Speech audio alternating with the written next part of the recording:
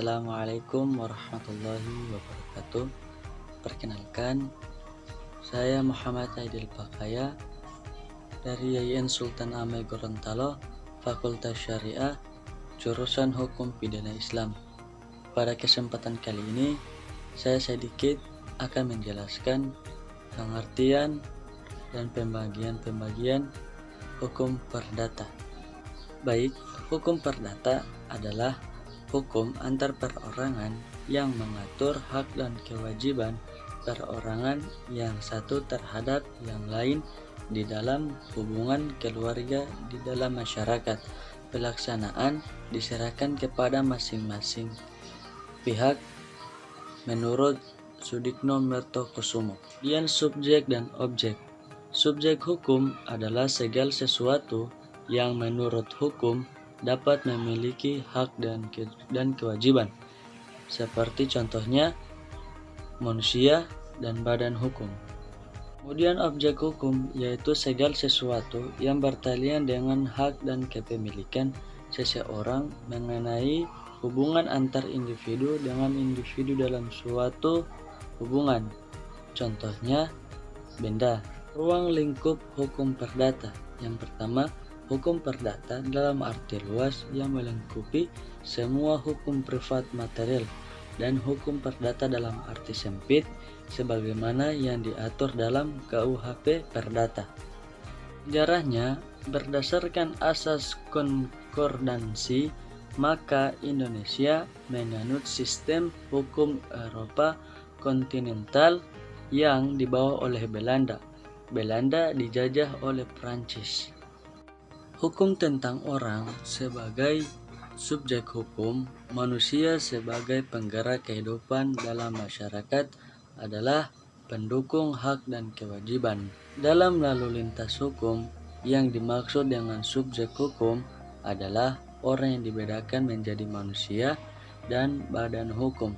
Hukum yang mengatur tentang pribadi, kodrati manusia sebagai pribadi. Yang kedua, pribadi hukum yang dianggap orang oleh hukum. Badan hukum merupakan perkumpulan orang yang mempunyai tujuan tertentu. Badan hukum ada dua, yaitu badan hukum publik seperti negara, provinsi, dan desa. Badan hukum privat seperti yayasan, koperasi, CV, dan lain-lain. Syarat badan hukum yang pertama, adanya harta kekayaan yang terpisah, dan yang kedua, mempunyai kepentingan sendiri. Perwalian, macam-macam perwalian. Yang pertama, perwalian oleh suami istri yang hidup terlama, kemudian perwalian dengan surat wasiat atau akta. Yang ketiga, perwalian oleh hakim. Adapun mengenai perwalian dapat dilihat dari pasal 433 KUHP Perdata. Perwalian adalah suatu bentuk perwakilan yang dilakukan oleh seseorang kepada subjek hukum yang belum cakap. Dalam hal ini ialah anak, sedangkan pengampuan adalah suatu bentuk perwakilan yang dilakukan oleh seseorang kepada subjek hukum yang tidak cakap hukum. Dalam hal ini adalah sebagai orang dewasa. Kemudian hukum keluarga. Pengertian hukum keluarga dan hubungan kekeluargaan. Hubungan keluarga adalah hubungan dalam kehidupan keluarga yang terjadi karena hubungan perkawinan dan karena hubungan darah. Hubungan darah mempunyai arti penting dalam hal perkawinan, perwarisan, dan perwalian. Hubungan darah dilihat dari garis keturunan. Keluarga dapat diartikan sebagai keseluruhan ketentuan atau aturan-aturan mengenai hubungan hukum yang bersangkutan dengan kekeluargaan, sedarah, dan kekeluargaan karena perkawinan semenda. Ruang lingkup hukum keluarga ada tiga, yaitu perwakilan, putusnya perkawinan, harta, dan dalam bentuk perkawinan. Syarat perkawinan yaitu syarat material, syarat inti, syarat formal, syarat material, persetujuan kedua belah pihak, izin dari orang tua jika belum cukup umur. Formal harus mengajukan laporan kepada pegawai catatan sipil pengumuman yang ditanda tangani oleh pegawai. Syarat-syarat yang harus dipenuhi harus bersamaan dengan diberlangsungkan perkawinan. Tujuan pencatatan perkawinan yang pertama, menjadikan peristiwa perkawinan menjadi jelas. Yang kedua, sebagai alat bukti. Yang ketiga, dasar pembayaran tunjangan istri atau suami bagi PNS. Dalam perkawinan terdapat pencegahan maupun pembatalan pihak yang dapat melakukan pencegahan. Yang pertama, keluarga dari garis lurus ke atas dan ke bawah. Yang kedua, saudara. Yang ketiga, wali nikah. Yang keempat, wali pengampuh. Yang kelima, suami atau istri yang masih terikat perkawinan dengan calon suami atau istri tersebut. Perjanjian perkawinan. Perjanjian perkawinan adalah perjanjian yang dibuat sebelum dilangsungkan pernikahan dan mengikat kedua calon mempelai yang akan menikah.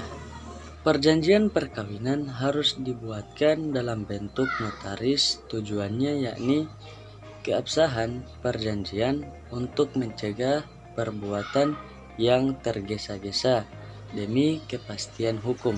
Alat bukti yang sah mencegah adanya penyeludupan hukum. Adapun mengenai hak dan kewajiban suami istri telah diatur dalam pasal 30 sampai dengan pasal 34 Undang-Undang Nomor 4 Tahun 1974. 3 macam putusannya. Perkawinan yang diatur dalam pasal 38 Undang-Undang Nomor 1 Tahun 1974. Pasal 113 KHI yakni kematian, penceraian karena keputusan pengadilan. Benda diatur dalam pasal 499 sampai 1232 Buku 2 KUHP Perdata. Benda dibedakan menjadi beberapa bagian. Yang pertama, benda berwujud dan tidak berwujud, benda bergerak dan tidak bergerak, benda yang dipakai habis dan benda yang tidak dipakai habis, benda yang sudah ada dan benda yang sudah tidak ada, benda dalam perdagangan dan di luar perdagangan, benda terdaftar dan benda tidak terdaftar. Hak kebendaan yang memberikan kenikmatan. Yang pertama, hak sendiri atau milik sendiri. Yang kedua, milik orang lain, yakni hak menguasai, hak memungut hasil, hak pengabdian tanah. Kemudian hukum perikatan. Perikatan merupakan terjemahan dari verbitanis. Selain diterjemahkan dengan istilah perikatan, verbitanis diterjemahkan atau dipengertiankan perikatan adalah hubungan hukum di dalam harta kekayaan antara dua pihak. Unsur-unsur perikatan. Yang pertama, hubungan hukum, adanya dua pihak, adanya hak dan kewajiban, adanya prestasi.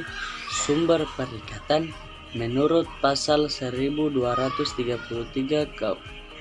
Kitab Undang Hukum Perdata di luar KUHP Perdata.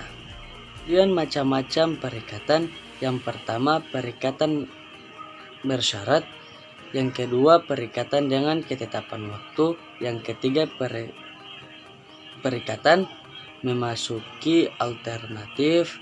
Keempat, perikatan tanggung renteng atau tanggung menanggung. Yang keempat, perikatan yang dapat dibagi dan tidak dapat dibagi. Perjanjian menimbulkan perikatan, tetapi tidak semua perikatan adalah perjanjian.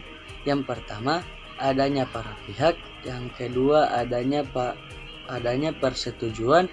Yang ketiga, adanya tujuan yang hendak dicapai. Asas-asas perjanjian. Asas yang pertama yaitu asas kebebasan berkontrak. yang kedua asas konsensualitas, yang ketiga asas pacta sunt servanda, yang keempat asas itikat baik, yang kelima asas personalia, yang keenam asas persamaan dalam hukum, yang ketujuh asas kepercayaan, yang kedelapan asas kepastian hukum, yang kesembilan asas keseimbangan, dan yang terakhir asas moral, kepatutan, kebiasaan, dan asas perlindungan. Perjanjian terdiri dari dua. Yang pertama perjanjian sepihak, yang kedua perjanjian timbal balik. Kemudian hukum waris. Hukum waris adalah hukum harta kekayaan dalam lingkungan keluarga karena wafatnya seseorang unsur kewarisan. Yang pertama pewaris harta waris, yang ketiga ahli waris. Syarat beralihnya harta pewaris kepada ahli waris. Yang pertama syarat umum, adanya yang meninggal dunia, ada ahli waris yang ditinggalkan, ada harta kekayaan yang ditinggalkan, dan kemudian syarat mutlak. Ahli waris diberikan hak untuk menentukan sikap. Yang pertama menerima secara penuh, menerima dengan secara reserve. Yang keempat menolak warisan. Dan kemudian ada kewajiban ahli waris memelihara keutuhan harta peninggalan sebelum harta peninggalan dibagi. Asas dalam pembagian warisan: asas genealogis keturunan, asas persamaan wanita dan lelaki, asas legitim atas bagian mutlak, asas subtasi, asas pengganti, asas individualis. Wasiat terbagi yakni lisan dan tertulis. Bentuk-bentuk wasiat: yang pertama wasiat terbuka, yang kedua wasiat rahasia, yang ketiga wasiat holografi. Baiklah, terima kasih. Itulah hasil dari penjelasan saya. Jika ada kata-kata yang kurang menyenangkan, mohon dimaafkan karena yang benar datang dari Allah dan salah datang dari saya sendiri. Billahi taufiq wal hidayat. Wassalamualaikum warahmatullahi wabarakatuh.